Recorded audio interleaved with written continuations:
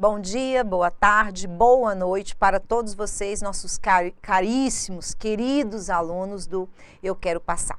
Estamos aqui para dar continuidade ao estudo da fonética dentro da gramática da língua portuguesa. A fonética, no caso, inserida na fonologia, que o primeiro capítulo é o de fonologia, estudo do fone, estudo do som. Mas quando nós trabalhamos a maneira de emitir esses sons separadamente, como eu já mostrei para vocês, a questão do voltavam, o ão, ou então a questão do mamãe, o M inicial, que é bilabial, mamãe. Esses detalhes, essas peculiaridades dos mínimos sons é a fonética dentro da fonologia. Não se preocupem porque nos programas de concurso não há exigência da fonética. Nós, na realidade, trabalhamos com vocês, alunos, para que vocês compreendam pequenas diferenciações, como o caso do som do M final nasal formando um ditongo decrescente ou do M inicial bilabial. Não se preocupem tanto com esses detalhes, o importante é que vocês reconheçam que normalmente, por exemplo, os verbos na terceira pessoa do plural, quando nós trabalhamos o passado, o pretérito, a tendência é que eles formem os ditongos nasais, porque vocês encontram o AM, que nós já estudamos, e às vezes não reconhece que sonoramente se trata de um ditongo, porque nós temos uma vogal A e o M, que é consoante. Voltavam, voltaram, certo? Depois estudaremos as conjugações verbais e veremos isso também. Na aula de hoje, continuamos com a fonologia e destacando alguns detalhes da fonética, ou seja, a pronúncia correta do som. Nós já vimos a questão da sílaba mais forte, do acento tônico, ou seja, a ênfase, aquela sílaba que tem mais força, e o acento gráfico.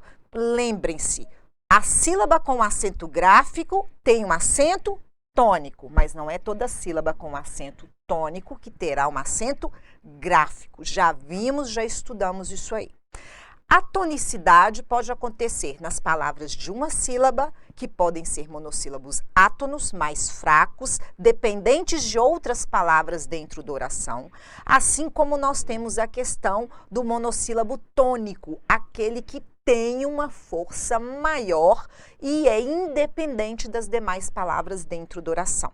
Além deles, nós temos os dissílabos, trissílabos, polissílabos, que podem ser oxítonos, tonicidade na última sílaba, acentuados ou não, já vimos algumas regras. Os paroxítonos, tonicidade na penúltima sílaba, também já vimos as regras, acentuados ou não. E os proparoxítonos, tonicidade na antepenúltima sílaba, sempre acentuados. Então, quando se trata de sonoridade, de tonicidade da sílaba, é esta divisão que nós temos. Nós não temos nas palavras da língua portuguesa uma sílaba na pré-antepenúltima, que seria uma bisesdrúxula. Mas, quando nós temos formas verbais que a elas são agregadas pronomes oblíquos, nós podemos ter uma bisesdrúxula. Que negócio é esse, professora, da bisesdrúxula? Seria contarmos a tonicidade de uma sílaba a partir do pronome que é colocado no final da forma verbal e encontrarmos a tonicidade na pré-antepenúltima sílaba, uma sílaba antes do que seria no caso de uma proparoxítona. São casos diferenciados, são aquelas observações nas anotações de vocês que quando cai numa prova é o mínimo que vai fazer. A maioria dos alunos não estuda esses casos diferenciados, esses casos especiais. Mas vocês aqui do nosso Eu Quero Passar, vocês vão ter todos esses casos especiais, esses detalhes, porque nós trabalharemos com vocês. Aquela questão que é a pegadinha para testar um conhecimento além está exatamente nesse tipo de tópico, nesse tipo de ponto a ser abordado. Vamos olhar na teoria e os exemplos para vocês entenderem bem. Observação. Na língua portuguesa, a sílaba que carrega a tonicidade pode aparecer em 3 posições diferentes. Já expliquei para vocês. Última, penúltima, antepenúltima sílaba. Consequentemente, as palavras recebem a classificação estudada. Oxítona para a última, paroxítona para a penúltima, proparoxítona para a antepenúltima sílaba. Não há palavras com acento na pré-antepenúltima sílaba, ou seja, palavras bisesdrúxulas. As palavras bisesdrúxulas não existem.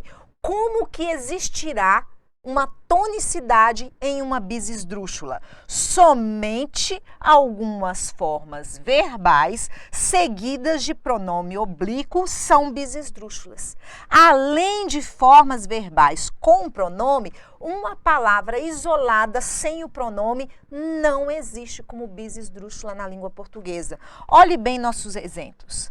Fazíamo-lo. Fazíamo-lo. Última, penúltima, antepenúltima, pré-antepenúltima.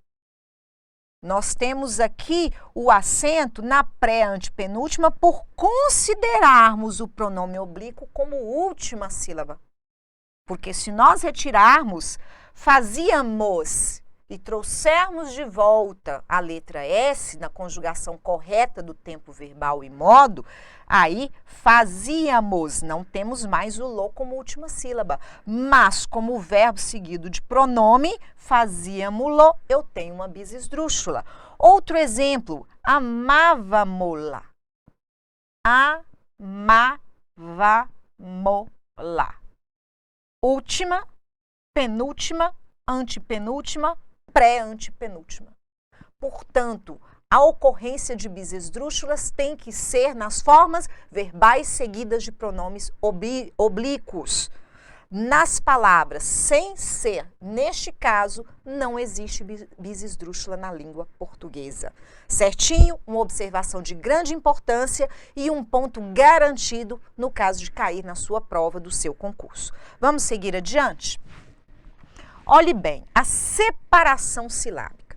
Dentro da fonologia, nós já estudamos a questão do ditongo, do tritongo, do encontro consonantal, do dígrafo vocálico, do dígrafo consonantal, o encontro consonantal perfeito e imperfeito, isso tudo já foi conteúdo trabalhado. Vamos agora ver como fica a questão da sílaba, da divisão silábica que tem caído em muitas provas de concurso. A separação de sílabas é feita pela soletração. Quando há consoante interna não seguida de vogal, olha o que é uma consoante interna. A palavra junto eu tenho 2 consoantes internas, o P e o T. O P não é seguido de vogal, então esta consoante pertence à sílaba anterior. Se a consoante recebeu a companhia de uma vogal, ela vai ter a própria sílaba dela, ela não fica na sílaba anterior. Rapto, no caso, nós temos um encontro consonantal imperfeito. Por que imperfeito? Em sílabas diferentes. Tungstênio. O N não tem vogal para acompanhar, o G não tem vogal, o S não tem vogal. Então, eles ficam onde? Na sílaba anterior. O T conseguiu uma vogal para fazer o seu par numa sílaba, para dar estrutura à sílaba. Então, o D, ele se separa, ele desagrega das demais consoantes. Então, em tungstênio, nós temos o encontro, o quê? Consonantal perfeito. Aqui, o S e o T, temos o encontro consonantal imperfeito. Por que encontro consonantal? Sequência de consoantes onde todas são pronunciadas. O que era mesmo dígrafo quando eu tenho duas letras e um som. 2 letras e um som. Certinho? Olha os exemplos de dígrafos aqui, alguns deles, porque neste caso não entra o LH, o CH, o NH. Vamos ver como fica a divisão dos dígrafos consonantais. Separam-se os dígrafos RR, duas letras, um som. SS, duas letras, um som. SC, S cedilha, XC. Todos duas letras, um som. Exemplo, passageiro. Aí vem aquele jeito que a tia ensinou na escola. Os dois R juntos brigam, então separam. Os dois S juntos brigam, então separa. A ideia é essa mesmo, tá? Passageiro. Eu tenho uma consoante que não é seguida de vogal e ela fica onde pertence à sílaba anterior. Vejam como a regra funciona realmente. Passageiro. O que eu tenho aqui também? Se eu separei as duas, eu tenho um encontro consonantal imperfeito? Não. Por quê? Porque eu tenho um som só para elas duas. Para ser o encontro consonantal imperfeito, eu tenho que pronunciar rapto, tungstênio, passageiro. Você não fala passageiro. Passageiro é como se fosse um eco para a próxima. Nascer. Olha a separação do S com o C. Florescer. Olha a separação do dígrafo SC. Então, dígrafos, com exceção daqueles que são acompanhados por H, não ficam juntos na mesma sílaba. O LH, CH e NH ficam, sim, juntos na mesma sílaba. Certinho? Vamos adiante? Separam-se os fonemas vocálicos que formam hiato. Por isso ele é hiato. Porque eu tenho uma vogal e outra vogal. É uma vogal seguida de outra. Duas vogais juntas é a história do brigar. Não podem ficar juntas na mesma sílaba porque brigam. Qual é o grande dilema do candidato? Achar que todo hiato é acentuado. Não, nós veremos todas as regras de quando o hiato é acentuado e quando ele não pode ser acentuado. Saúde. Nós temos aqui vogal A, vogal U, com um acento gráfico e tônico, o U, a vogal sozinha acentuada. Caatinga, vogal A, não podem ficar juntas na mesma sílaba, elas se separam. Caatinga, o que eu tenho aqui? A tonicidade está em tim. Paroxítona não acentuada terminada em A. E aqui nós temos o hiato. Só que esse hiato não carrega o acento gráfico e não carrega na palavra o acento tônico, certo? Seguindo, outra observação. Se os fonemas são semivogais, formando ditongo ou tritongo, não podem ser separados da vogal em que se apoiam. Mas tem já um estudo da linguística que diz que se for uma paroxítona terminada em ditongo crescente, podemos transformar o ditongo em hiato e ela se torna uma proparoxítona. Veremos isso adiante. Olha os exemplos aqui de não separar o ditongo. Vai, dá, de. Ditongo, decrescente. Iguais. Semivogal, vogal, semivogal. Tritongo não se separa, eles se mantêm unidos. Certinho? Vamos adiante? Vocábulos como glória, série, tênue. O que nós temos aqui? Glória, série, tênue. Nós temos aqui paroxítona acentuada terminada em ditongo, paroxítona acentuada terminada em ditongo, paroxítona acentuada terminada em ditongo. Aí entra o meu caso, glória, ditongo, crescente.